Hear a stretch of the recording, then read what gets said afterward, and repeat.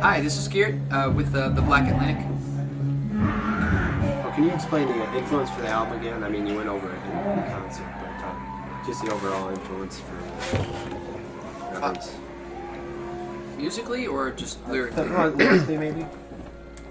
Lyrically, the record deals with the passing away of my 3 grandparents. My grandfather on my mom's side died a long time ago and was very young, and I'm the oldest of both sides of the family. So I was the only one to sort of really consciously experience that. And then in the past, well, I guess now it's 3 years ago. It goes quick. But when we recorded the record, my grandparents,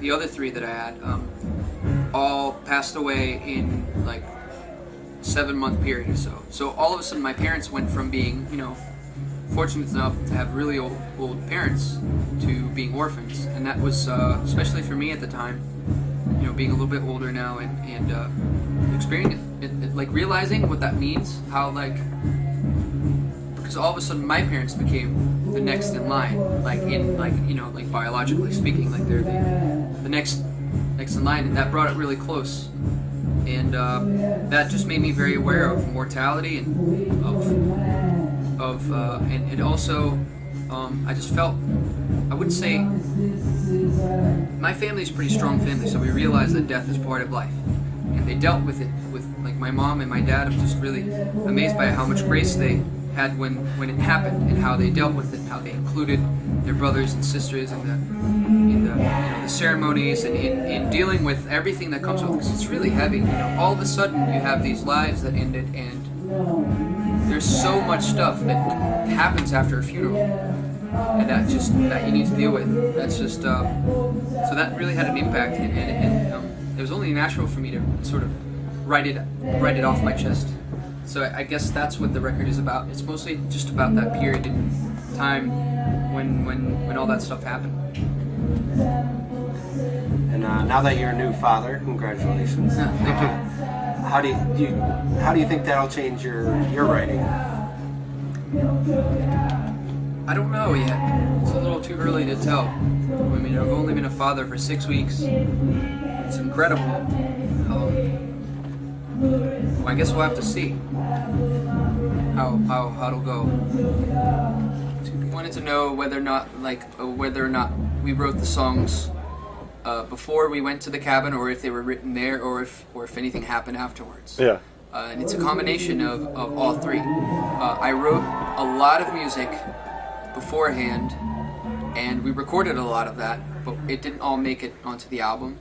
And then it was kind of like a last-minute decision to bring Kim and Marcel, the 2 guys who ended up recording with me in the cabin. Yeah. Kim's a steady, band member. He's been in the band since last year, August. So it was, the year before. So he's been with the band for the longest of the people that I'm playing with now.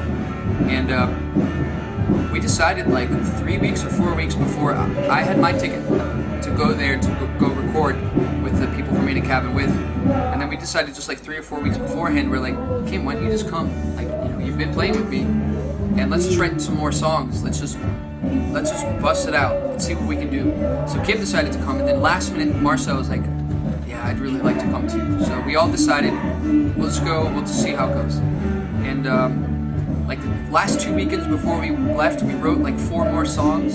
Then while we were there, we worked out a whole bunch of songs. Can I ask which songs you actually wrote there? We didn't really write any songs there that came on the record. Not a reference, okay. No. But we did write a bunch of songs that are still laying around that I don't know what we're gonna do with. We arranged, we rearranged the songs a lot. Especially Kim had the songs that we wrote in the last couple weekends before we left were Old Dim Light, Heirloom, the more band-oriented songs.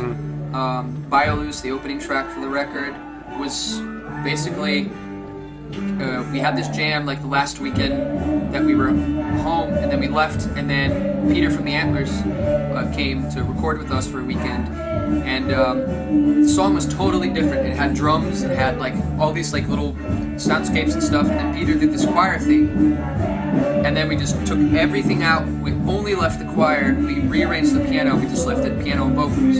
So that's how that's how Bialus came about. Old Dim Light, same way. We just like had this like one piano thing, and we turned it into this repetitive kind of like slow build up, and then while we were there, it just changed, completely turned around, and we had Leo from Spanish Prisoners do all this guitar work on it, and Peter from the Antlers again did some guest stuff on it. And it was really like a collaborative thing, like with me kind of like producing, directing a little bit. So that's how that came about. And then a couple of songs that I had finished, like Fragile Meadow, Ocean in Peril, Madagascar, those were songs that I had written a while before. And then the song Walked on Wood,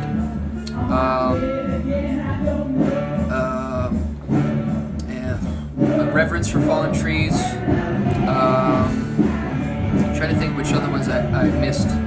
I Shall Cross This River, like Walked on Wood and Reverence for Fallen Trees I wrote after the recording session, and then I Shall Cross This River we totally re-recorded it. It was like really, if you can find it online, like it was a rock song. It was really loud. And like when we went in the cabin, we made it really loud.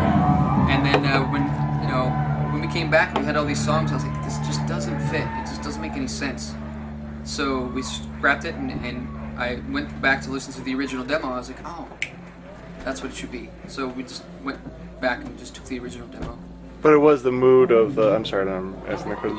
The mood of the where you were at that kind of dictated, and the mood of the rest of the album. So you had all these other songs in there, and you couldn't put this rock song in the middle of nowhere in the album. It just kind of felt right. Yeah. It was, we just, once I had that bulk of songs, it was very easy to just sort of like scrap the ones that we recorded there that I was like, okay, this doesn't really match with the other stuff, and it's not as finished as the other stuff. And the ones that we finished at the cabin were those kind of set the tone for the rest of the record, and then it was very easy to write some more songs and put those on. But the selection process and like, I don't know, it was kind of a lot of tweaking and thinking about the way the order of the song should be, and then we recorded Walked on Wood and Reverence for Fallen Trees like the day before we went to go mix, because I was like, okay, these songs need to be on the record, and then I still wasn't sure whether or not they were actually going to make it. But once we had everything mixed, and it fell into place. That's great.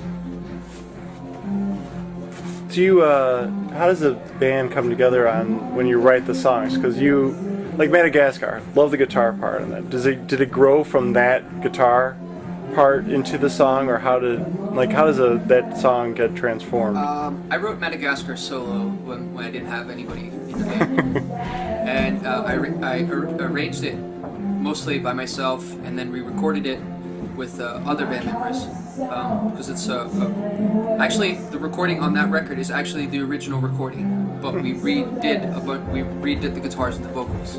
So it's actually the original recording that was neither recorded in the cabin or afterwards. We just had the original recording, and we re-recorded some of the stuff to match the whole of the album. So that one I happened to write by myself, but like Old Dim Light, Heirloom, those are songs that I just had one little piano thing, and then we just sit down and we just tried all kinds of stuff out, and then I sort of directed the songwriting direction, and everybody I tried to give as much room as I felt comfortable with giving everybody, and it turned out great. So I'm sort of like the movie director of the song most of the time. All right. Thank you. Thanks, Geert. Yeah, thanks very much. Appreciate it.